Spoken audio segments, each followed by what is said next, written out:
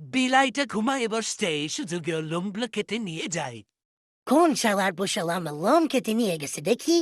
ভাই রে ভাই, এই বিলাইটারে তো পুটকা মাছের মতো লাগতেছে লোম ছাড়া।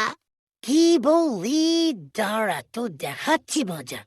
আমারে অপমান করার ফল এত ভালো হয় না বুঝলি। বিল্লু রে পুটকা মাছ বলতেছে, এখন নিজেই তো পুটকা মাছ হয়ে গেলাম। শালার এত সাহস আমার বন্ধুর লোম চুরি করে নিয়ে দেয়। চলো ওর বাড়িতে যাই আমরা। লোমগুলো তো অনেক উন্নত মানের, একটা সুন্দর ড্রেস হবে। ময়না ছলাৎ ছলাৎ চলে রে। তোর ময়না সালাদ সালাদ আমি বের করতেছি, আমার বন্ধুর লোম চুরি করিস এত সাহস তোর? দেখ ভাগ্যে লিখন না দেখন ডোন এখন কার হাতে কে মরে। যাই হোক না কেন বিলয় বন্ধুর সাথে যোগাযোগ রাখতে হবে, নাইলে এরকম সুস্বাদু বারবিকিউ আর কোথায় পাবো? এখন সুন্দর একটা ড্রেস বানাবো।